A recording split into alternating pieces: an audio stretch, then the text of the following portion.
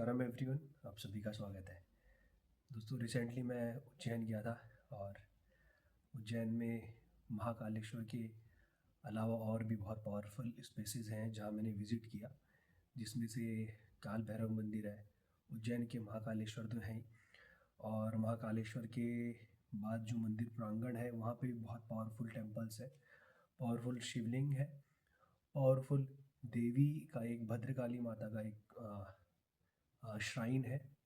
सम्राट विक्रमादित्य की जो कुल देवी है, अ, कुल देवी हरसिद्धि माता का भी मंदिर है। और उसके अलावा गढ़ कालिका देवी का मंदिर है, जो काली माता का ही एक स्वरूप है, या काली माता ही है, उसको वहाँ पे गढ़ कालिका नाम से जाना जाता है। उसके अलावा वहाँ पे एक सबसे ख़ास जगह है, सबसे बहुत ही पावरफुल जगह है, जो है मत्स्येंद्र नाथ जी की समाधि। मत्स्येंद्र नाथ गोरखनाथ जी के गुरु थे, और नौ नाथों में वो शायद आठवें नाथ हैं। और मत्स्येंद्र नाथ को जो विद्या प्राप्त थी, जो उनके गुरु हैं, वो शिव जी हैं, और शिव जी को आदिनाथ कहा जाता है। सो दोस्तों, मत्स्येंद्र नाथ की महासमाधि है वहाँ पर, जहाँ पर उन्होंने अपनी बॉडी लीव करी थी। और सदगुरु बताते हैं मत्स्येंद्र नाथ चक्रेश्वर थे, यानी उनके 114 जो चक्र हैं वो फुल्ली एक्टिवेटेड थे। और उसके अलावा मत्स्येंद्र नाथ जी की जो महासमाधि है, उसके बगल में एक पावरफुल सा स्पेस है। उसके बारे में मैं आगे चल के एक सेपरेट वीडियो बनाने वाला हूँ, मत्स्येंद्र नाथ जी की महासमाधि और वो जो बगल में स्पेस है वहाँ पे। और उसके साथ साथ एक और बगल में केव्स है, जहाँ पे भृतेश्वर करके कोई राजा थे, उन्होंने 12 साल तपस्या की थी। और 12 साल के बाद, यानी एक सोलर साइकिल के बाद, श्री हरि महाविष्णु ने उनको दर्शन दिए थे। और वो बहुत ज़बरदस्त तरीके से मेंटेन की गई है। ये सब नाथ संप्रदाय के ही लोग हैं, जो उस स्पेस को उन्होंने बहुत पावरफुल तरीके से मेंटेन किया हुआ है। जैसे, तो बहुत सारी चीज़ें हैं, बहुत सारे टेम्पल्स वहाँ पे मैंने विज़िट करे, बट इस वीडियो में स्पेशली महाकालेश्वर जो ज्योतिर्लिंग है, उसके बारे में हम डिस्कशन करेंगे। और उसके बारे में मेरे जो एक्सपीरियंसेस हैं वो आपके साथ शेयर करूँगा। मैं कोई रील बनाने वाला व्यक्ति नहीं हूँ कि ऐसे करके कुछ फ़ोटोज़ खिंचा ली या मैं यहाँ पे महाकाल लिखवा लिया, नथिंग लाइक दैट। जिस समय पे महाकालेश्वर का मंदिर बना होगा, उस समय पे ये सब चीज़ें बिल्कुल भी नहीं रही होंगी कि आप ऐसे टिक्का लगवा रहे हो, महाकाल छपवा रहे हो, रील बनवा रहे हो। हाँ, इट इज़ ओके कि रील्स की वजह से बहुत सारे लोग वहाँ तक पहुँचते हैं, और ये बहुत ही बढ़िया है। मैं इस चीज़ के सपोर्ट में भी हूँ कि अनेकों अनेकों लोग आज से पहले जो तीर्थ स्थानों पे नहीं जा सकते थे, चाहे वो कैसा भी हो, सदगुरु कहते हैं कि अगर कोई जानवर भी किसी पावरफुल स्पेस के पास से गुजरता है, तो वो जानवर भी ट्रांसफॉर्म होता है। वो एक ऊंचे स्तर का जानवर होगा। इंसान भी जानवर की कैटेगरी का है, बट इसकी जो बुद्धि है, उस बुद्धि को यूज़ करके ये जानवर से ऊपर जा सकता है, या जानवर से भी लोवेस्ट कैटेगरी में जा सकता है। सो जानवर से भी बदतर हो सकता है, भले ही इसका शरीर इंसानों जैसा है। पर अगर कोई व्यक्ति मतलब अपने कर्मों के आधार पर जानवर से भी नीचे वाली श्रेणी में जा सकता है, और इंसान की भी श्रेणी से कहीं ऊपर जा सकता है, देवताओं से भी ऊपर की श्रेणी में जा सकता है। क्योंकि ये कहा जाता है कि ये शरीर जो है, मानव शरीर, बहुत ही दुर्लभ होता है। और अगर इस शरीर में रहते रहते आपको गुरु मिल जाए, और गुरु के द्वारा दी गई आप साधना कर रहे हैं, तो इससे बड़ा कोई सौभाग्य नहीं होता। सो दोस्तों, सबसे पहले जब मैं महाकाल गया, तो मतलब उज्जैन पहुंचा, तो आई डोंट नो कि ये इतने लंबे समय से जो सदगुरु की कृपा रही है, सदगुरु के द्वारा दी गई जो साधना है, उनको प्रैक्टिस करते करते रिसेप्टिविटी बढ़ने लगी। और जब भी मैं किसी भी अब पावरफुल एनर्जी स्पेसेस के आसपास जा रहा हूँ, तो मैं बहुत सारी चीज़ें फील कर सकता हूँ।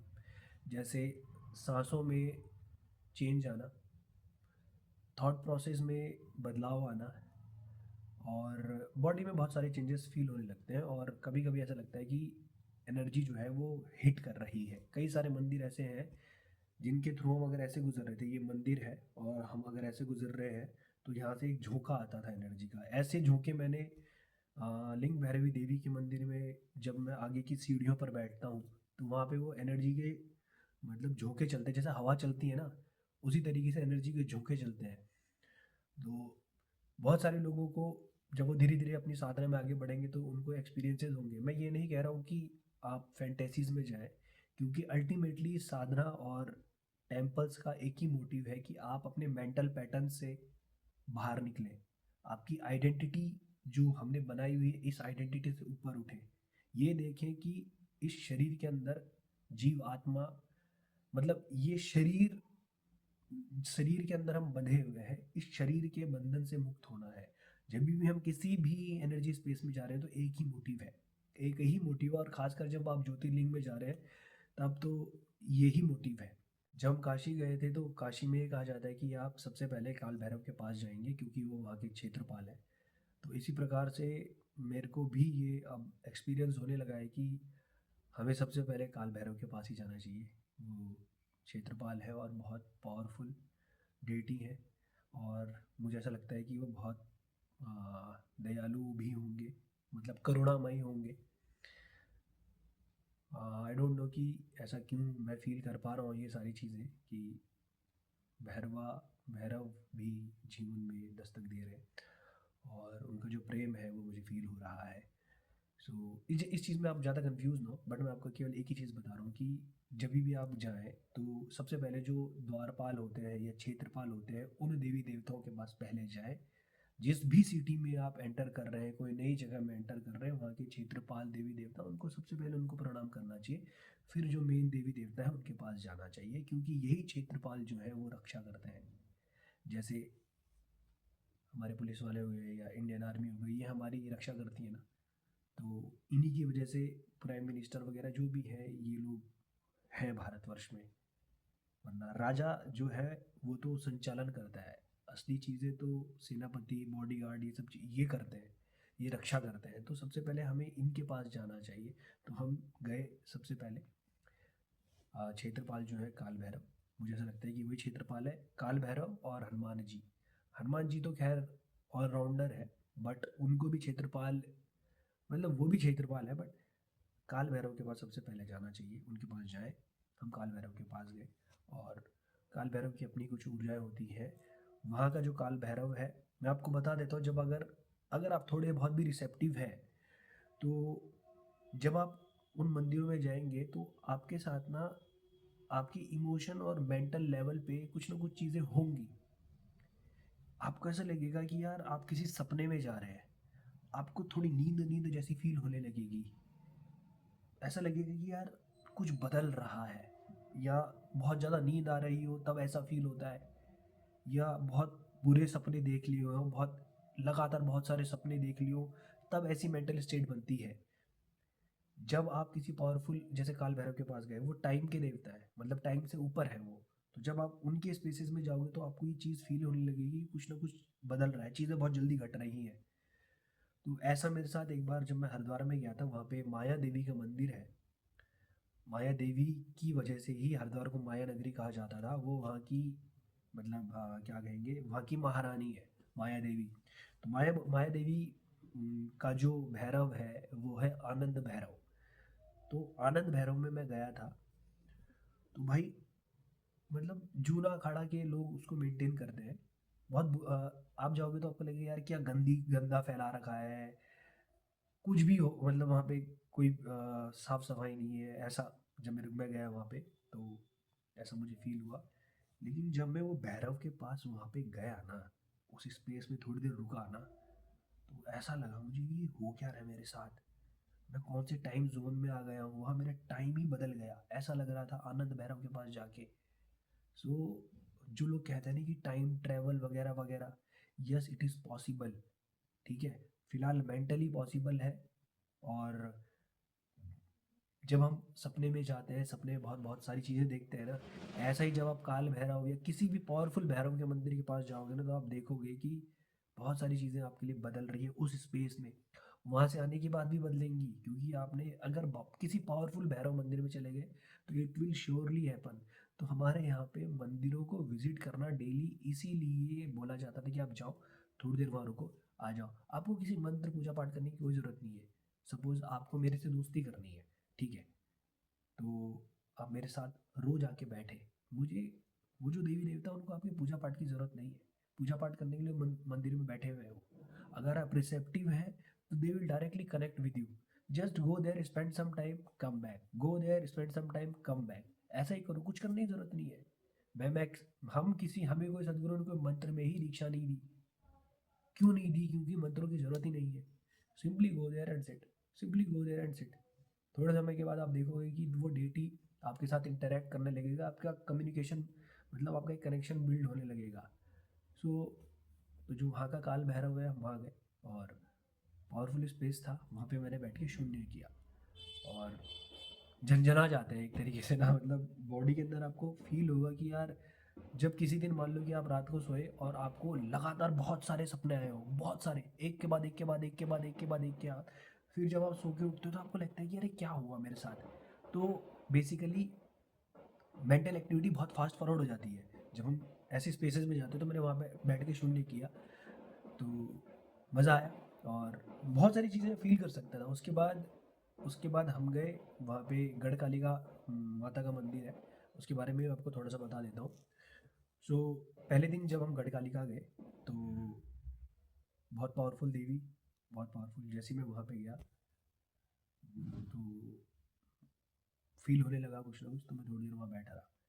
फिर किसी कारणवश मुझे उठना पड़ा और उसके बाद मैं जो मत्स्येंद्र नाथ जी की समाधि है वहाँ चला गया, लेकिन इसके बारे में डिटेल्ड वीडियो बनाऊँगा। फिर उसके बाद बगल में जो हमारे बृहतेश्वर जी का साधना स्पेस है वहाँ गया। और मैं एक और बात आपको बता देता हूँ, ये उज्जैन जो नगरी है ये धर्म नगरी कहलाती थी और वहाँ पे अनेकों गुरुकुल हैं और उनको इतने अच्छे तरीके से मेंटेन किया गया है।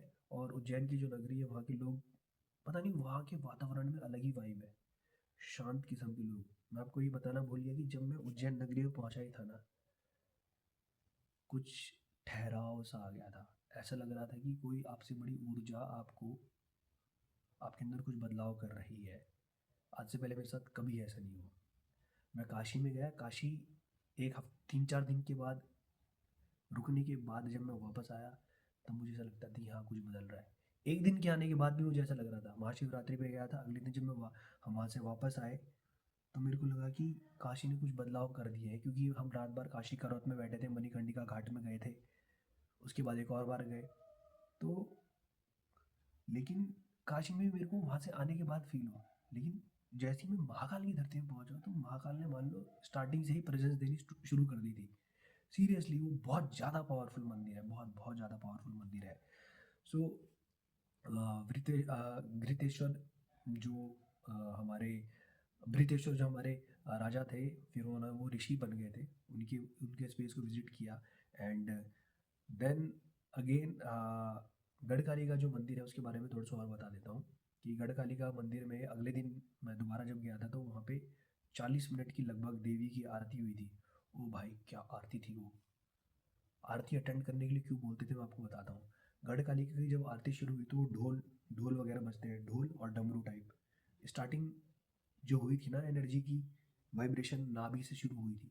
हो सकता है उसके नीचे से हुई हो, लेकिन नाभि से मुझे शुरू होना मतलब फील होना शुरू हुई थी वो। और धीरे धीरे वो यहाँ यहाँ यहाँ यहाँ यहाँ से लेकर आखिरी में वो यहाँ पर फील हो रही थी। डिस्टिंक्टली मैं फील कर सकता था कि एनर्जीज ऐसे ऊपर उठा रहे हैं वो। 40 मिनट तक उन्होंने वो आरती करी और झुमा दिया उसने, झुमा दिया। तो इसको नाद योग बोलते हैं। इसीलिए हर व्यक्ति को मंदिर में रात को आरती अटेंड करने के लिए बोला जाता था कि आप आरती अटेंड करके आओ। आपने दिन भर काम किया, आपने दिन भर अपनी मेहनत करी, आप साधना नहीं कर सकते थे ना। लेकिन ऋषि मुनियों ने ऐसे मेथड्स दिए कि हर व्यक्ति उनकी द्वारा की गई साधना का लाभ उठा सके। जैसे एक किसान फसल बोता है, उसकी बोई हुई फसल हर व्यक्ति खाता है। इसी प्रकार से ऋषि मुनि ने जो तपस्या करी, वो अपनी तपस्या का फल सबके साथ शेयर करना चाहते हैं, इसलिए वो पावरफुल एनर्जी स्पेसेस क्रिएट करते हैं। और उन स्पेसेस की एनर्जी को मेंटेन करने के लिए डेली रिचुअल्स होते हैं। इसीलिए आपके घर के आसपास अगर कोई पावरफुल मंदिर है, वह अगर रात को आरती होती है, सुबह आरती होती है, जाएँ उसको अटेंड करें डेली। देखना शरीर के अंदर बहुत सारी चीज़ें ओपन होंगी, बहुत बहुत सारी चीज़ें। ये मैं बहुत अच्छे से फील कर सकता। 40 मिनट में उन्होंने झुमा दिया बिल्कुल। इतनी ज़बरदस्त आरती मैंने कभी अटेंड नहीं करी थी। और इस बार तो मैं बिल्कुल नीचे से लेकर ऊपर तक, यहाँ तक उन्होंने एनर्जी उठाई है। वो आरती इस तरीके से डिज़ाइन करी गई थी। और गढ़कालिका बहुत ही पावरफुल मंदिर है। उससे पहले एक और मंदिर है, अ, मन शांति गणेश मंदिर है, कुछ ऐसा मंदिर है। वो मंदिर श्री राम जी ने स्थापित किया था। और उस मंदिर में भी जब आप जाओगे तो आपको फील होगा कि आपके अंदर सेटलमेंट हो रहा है, आपका मन शांत होने लगेगा। ये पावरफुल डिवाइसेस थे जो हर पावरफुल व्यक्ति ने इस्टेब्लिश किए थे। और टोटल वहाँ पे 84 लिंगास है, शिवलिंग है, 84 महादेव के मंदिर है। उनको अगर आपके पास कभी टाइम हो तो पूरा टाइम निकाल के विजिट करना, हमारे पास तो टाइम था नहीं। सो गढ़कालिका मंदिर में के बाद अगले फिर मैं रात को जो है, पहले दिन रात को हम गए थे हर सिद्धि माता के मंदिर। वाह, वहाँ बहुत देर तक देवी के दर्शन किए। वो देवी जो है वो राजा विक्रमादित्य की कुल देवी थी। तो महाराजा राजाधिराज सम्राट विक्रमादित्य, वीरों का वीर विक्रमादित्य महावीर, ठीक है, ऐसा राजा उनकी कुल देवी थी माँ हरसिद्धि माता। तो वहाँ पे बहुत देर तक टाइम स्पेंड किया। जितना हो सके आप, आपके सामने अगर कोई भी देवी देवता की के मंदिर में आप जा रहे हैं तो उनकी जो जो एनर्जी फॉर्म है, उस एनर्जी फॉर्म को केवल देखते रहे। कुछ मांगने की ज़रूरत नहीं है, कुछ बोलने की ज़रूरत नहीं है, जस्ट लुक। एक कनेक्शन बिल्ड करना है, धीरे धीरे कुछ चीज़ें घटित होने लगेंगी। वो देवी देवता इतने पावरफुल होते हैं कि वो आपको डायरेक्शन दे देंगे। अगर डायरेक्शन की ज़रूरत है तो डायरेक्शन दे देंगे। आप शुरुआत से जाके मांगना शुरू मत करो, just stay there, spend some time और प्रणाम करके वापस आ जाओ। They know better than us कि हमें क्या चाहिए। सो इसके बाद अगले दिन जो हमने क्या किया कि 250 रुपये का वहाँ पे शीघ्र दर्शन की लाइन होती है, मैं उसमें लगा। और धीरे धीरे जब मंदिर के अंदर लाइन में लगे, वहाँ से बैरिकेडिंग स्टार्ट हुई, वहाँ से अंदर जाना शुरू किया। तो सेटलमेंट जैसे एनर्जी है, जो एनर्जी जो है वो बिठा रही है कि बेटे अब शांत हो जा, शांत हो जा। और ये दोनों नॉस्ट्रिल जो है, सांसें मतलब इतनी गहरी हो गई थी तो कभी कभी ऐसा लग रहा था कि सांस आ ही नहीं रही है। ऐसा होता है, पहले भी मेरे साथ होता था, लेकिन का वहाँ पे महाकाल में तो धूम मच गई। बहुत ही ज़बरदस्त एनर्जी, इतनी ज़बरदस्त एनर्जी भाई। महाकाल महाकाल ज्योतिर्लिंग के बारे में सदगुरु ने कहा है कि महाकाल की एनर्जी इतनी ज़्यादा पावरफुल है कि आप अपने फिजिकल बॉडी का कॉन्स्टिट्यूशन पूरा चेंज कर सकते हैं वहाँ पे जाके। इतना पावरफुल है। जिस मंदिर की तारीफ सदगुरु कर दे, वो मंदिर कितना ही ज़्यादा पावरफुल होगा, सोचो। सदगुरु ने 2 ही मंदिर की तारीफ की है आज तक, जितने मैंने वीडियोस देखे हैं। पहला मंदिर है काशी करवत का और दूसरा मंदिर है महाकालेश्वर। तो धीरे धीरे जब हम अंदर अंदर गए गए गए गए, वहाँ पर महाकालेश्वर के दर्शन हुए। दर्शन का क्या है, मतलब हाँ दर्शन कर लिए, बिना दर्शन के भी वो एनर्जी इतनी हिट कर रही थी ना कि वहीं पे ऐसे पकड़ रही थी यार। मैं बहुत देर तक वहाँ पे खड़ा रहा, गार्ड भगा रहे थे, जाओ जाओ जाओ, गया ही नहीं, वैसे खड़ा रहा। जाने का ही मन नहीं कर रहा था, जैसे ऐसे पकड़ लिया और रोक लिया हो। तो महाकाल के मैंने टोटल 4 बार दर्शन किए। और उसके बाद वहाँ की एनर्जीज़ को एब्जॉर्ब करने की पूरी कोशिश करी। हम क्या करेंगे, वो खुद ही पकड़ लेती है एनर्जीज़। और बेसिकली होता क्या है ना, अगर आप धीरे धीरे आगे जब बढ़ोगे तो आपकी ब्रेथ, ये दोनों नॉस्ट्रिल ना ओपन होने लगती है। साधना में आगे बढ़ोगे तो दोनों नॉस्ट्रिल ओपन होने लगती है। जब ये दोनों नॉस्ट्रिल ओपन होने लगेंगी तो पूरी जो ब्रेथ है वो यहाँ ऊपर इस जोन में भी फैलने लगती है। ये भी पूरे खुलेंगे आपके लंग्स, और जितनी भी जगह वो एयर जानी, ऑक्सीजन जानी होगी वो जाएगी। और साथ साथ सबसे ज़्यादा इम्पोर्टेंट चीज़ ये है, यहाँ पे क्या है कि बदलाव होने लगते हैं। आपको फील होने लगेगा कि आपके यहाँ एक्सपेंशन हो रहा है। या तो दबाव फील होगा, एक्सपेंशन फील होगा। जब आप साधना में और आगे बढ़ोगे तो धीरे धीरे आपको दिखेगा कि आपके यहाँ पे कुछ चीज़ें खुल रही हैं, ठीक है। ब्रेन के अंदर कुछ कुछ चीज़ें होता है। कुछ लोग मेरे इस चीज़ से रिलेट भी कर पा रहे हो, उन्होंने एक्सपीरियंस किया होगा। अगर एक्सपीरियंस नहीं किया होगा तो आप नोटिस करना कि जब आप किसी पावरफुल स्पेस में जाते हो तो आपके साथ ऐसा होगा, ठीक है। मैं आपको बताता हूँ कितने तरीके के स्पेसेस मैं आज तक विजिट कर चुका हूँ। कुछ स्पेसेस ऐसे होते हैं जो ऐसा दबाते हैं, जैसे काशी करवत का मंदिर, जैसे काली माता के मंदिर। अगर आप जाओगे तो उनकी एनर्जीज ऐसी होती है, ज़बरदस्ती बिठाएंगे आपको और वहाँ पे कुछ कुछ चीज़ें होंगी। जब मैं कामाख्या देवी गया था, वहाँ पे 2 तरीके की एनर्जीज थी। एक ऐसे बिठा रही थी और एक ऐसे प्यार से बिल्कुल सहला रही थी, तो वहाँ पे हम आराम से बैठे हुए थे, कोई दिक्कत नहीं हो रही थी और सांसें भी बड़ी एफर्टलेसली चल रही थी। लेकिन महाकालेश्वर में सांसें जो है बहुत लंबी हो गई थी, कभी कभी ऐसा लग रहा था कि सांस ही नहीं आ रही है, मतलब सांस की ज़रूरत भी नहीं है और सांस आ ही नहीं रही है। मतलब जो सांस लेने और सांस छोड़ने के बीच का गैप होता है वो बढ़ गया था। सो ऑटोमेटिकली जो लोग वहाँ पे अगर थोड़ी सी अवेयरनेस के साथ जाएंगे ना, बहुत सारी चीज़ें वो वहाँ पर छोड़ के भी आ सकते हैं, बहुत सारे बंधन जो है उनके वहीं पे छोड़ दिए जा सकते हैं। सो महाकालेश्वर बहुत बहुत पावरफुल मंदिर है। और जब मैं वहाँ पे था तो इवेंट्स इतनी तेज़ी से घट रहे थे ना, बात बात में अ, कई सारी चीज़ें ऐसी हो रही थी कि मैं कंफ्यूज स्टेट में जा रहा था, ऐसे ऐसे हो रही थी कि अगर जो आपके साथ है उनके साथ बहस हो जा रही है, पता नहीं चल रहा है कि क्यों बहस हो रही है।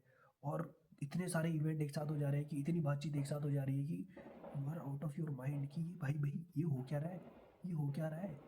इतनी जल्दी चीज़ें हो रही थी, मेरे को वहाँ जाके फील करवा दिया महाकालेश्वर ने कि बेटे मैं महाकाल क्यों हूँ, क्यों बोला जा रहा है मुझे Mahakal. So it was like that. और भाई और आगे क्या होगा हमें कुछ भी नहीं पता, बट जो वहाँ पे नाच नचाया है ना महाकाल ने, नाचना जिसे कहते हैं, नचा दिया उसने, नचा ही दिया ज़बरदस्त तरीके से, बिल्कुल नाचे हैं हम। पता नहीं बात बात में बहस हो जा रही, बहस हो जा रही, बहस हो जा रही।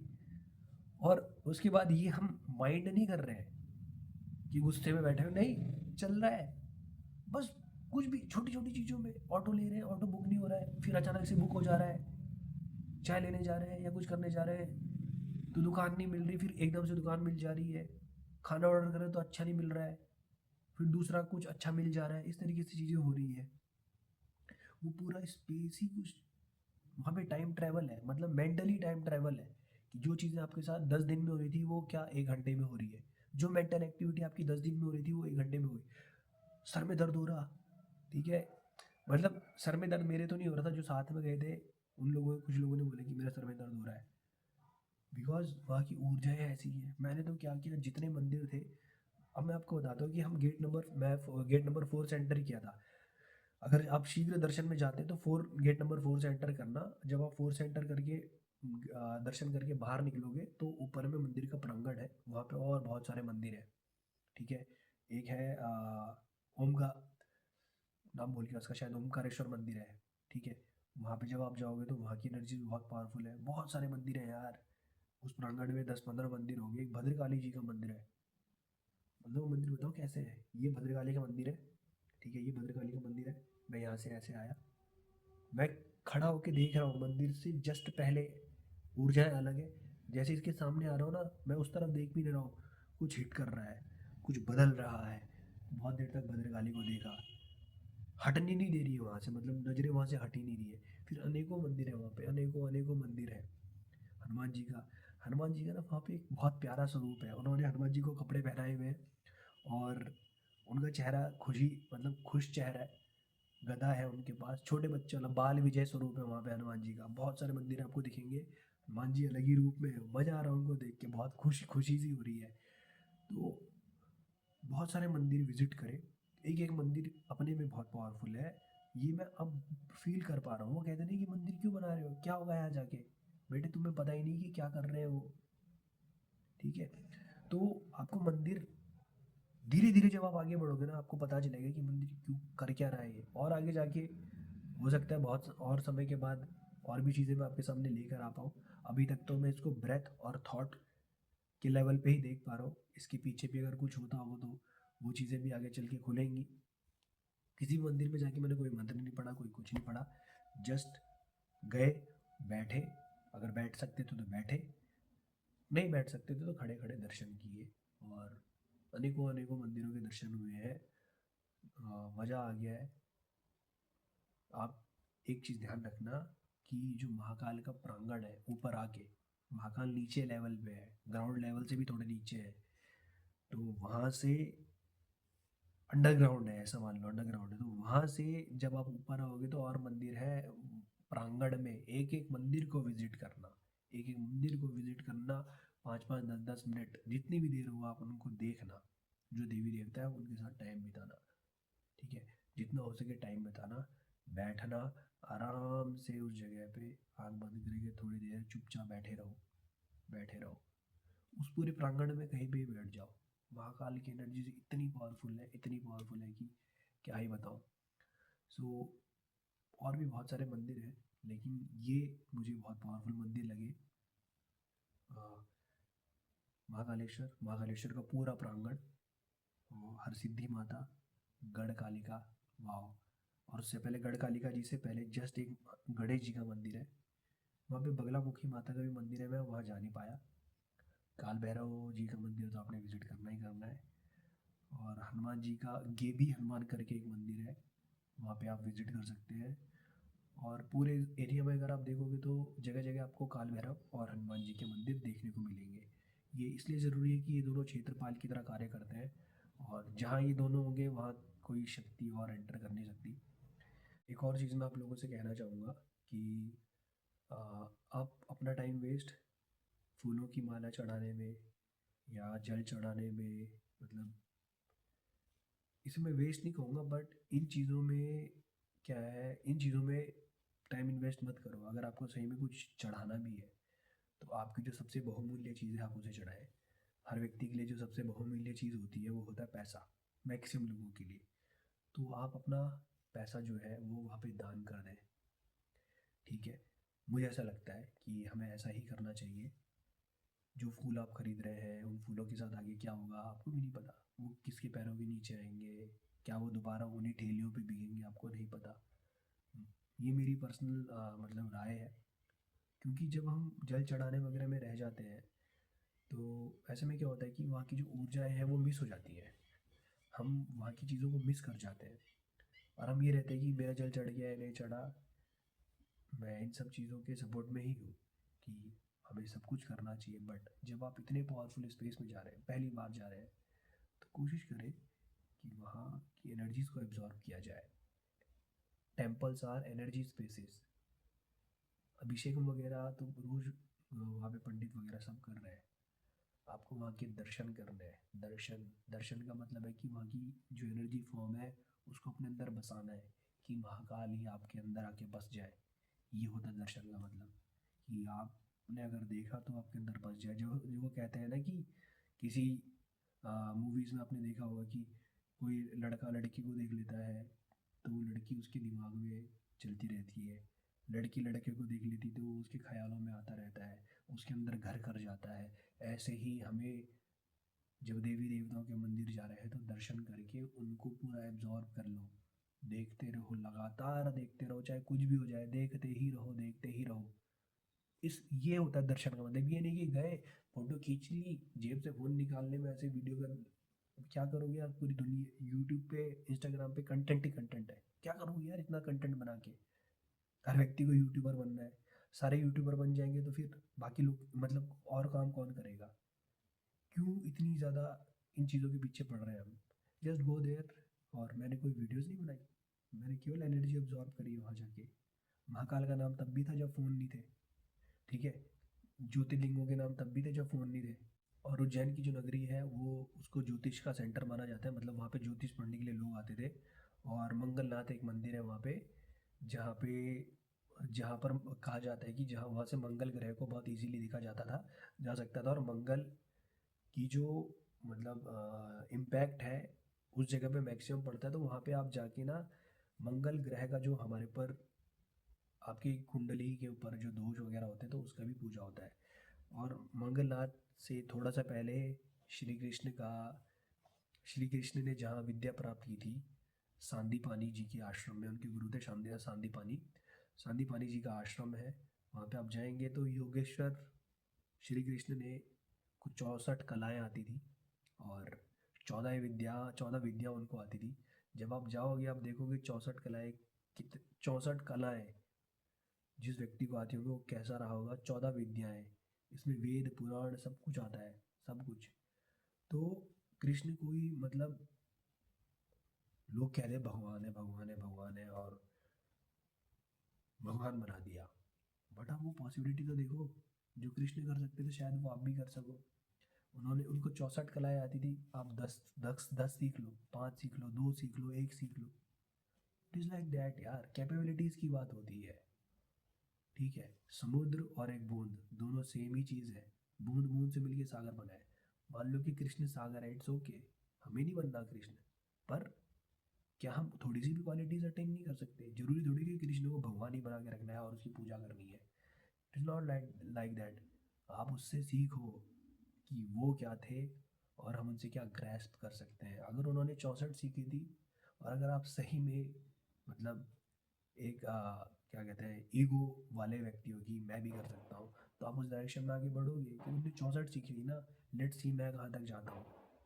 आप ऐसे करो ना यार, यही तो सच्चा पुरुषार्थ है। कि वो 64 थे, ठीक है वो 64 थे।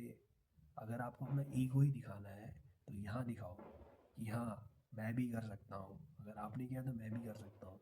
ये क्वालिटीज़, इस चीज़ के साथ आप आगे बढ़ो। हमें किसी से लड़ना नहीं, किसी से कंपैरिजन नहीं करना है, कुछ नहीं करना है। बट भारतवर्ष एक ऐसी धरती है जहाँ पे ये मौका दिया जाता है कि आप अभी भगवान बनो। राम जी के गुरु थे वशिष्ठ। वशिष्ठ को पता है कि राम कुछ कैपेबिलिटीज़ के साथ आए हैं। राम बहुत सारी चीज़ें ग्रहण कर सकते हैं। तो वशिष्ठ ने राम जी को बहुत सारी विद्याएं दी। इसी तरीके से विश्वामित्र ने राम को अनेकों दिव्यास्त्र दिए, अनेकों विद्याएं दी, लक्ष्मण को भी दी। फिर राम जाते हैं अगस्त्य महामुनि के पास। अगस्त्य महामुनि भी राम को अनेकों दिव्यास्त्र देते हैं। तो कैप यहाँ पे ये बताया जा रहा है कि अगर कोई भगवान भी है, मतलब वो सोर्स ऑफ क्रिएशन है, जो भी है वो भी जब अगर यहाँ धरती पे जन्म ले रहा है ना, मान लेते हैं, वैसे तो ये कॉन्सेप्ट ही मुझे इस चीज़ के ऊपर अगर बात करी जाए तो ये भगवान भगवान जो भी ये कॉन्सेप्ट है, ये कोई अलग और अलग एंटिटी नहीं है। ठीक है, अगर आप किसी और को भगवान कह रहे हो तो आप अपने आप को कायर कह रहे हो। इसका मतलब ये है कि तुम नहीं हो, तुम नहीं कर सकते वो अलग है और तुम अलग हो। उसके अंदर अलग सोर्स ऑफ क्रिएशन काम कर रहा है, तुम्हारे अलग अंदर अलग काम कर रहा है। आप ये प्रूव करना चाह रहे हो कि अगर आप उसे भगवान कह रहे हो, ठीक है, और वो भी इंसान के रूप में है, उसके अंदर अलग सोर्स ऑफ क्रिएशन काम नहीं कर रहा है, आपके अंदर भी वही काम कर रहा है, उसके अंदर भी वही। अगर आप रोटी खाते हो तो रोटी खा के ये शरीर बनता है, उसका भी वही शरीर है, आपका भी वही शरीर है। बस कैपेबिलिटीज़ की बात अलग है।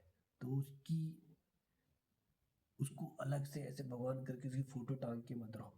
विवेकानंद की फ़ोटो टांग दी घर में लोगों ने, हो गया अजी विवेकानंद है।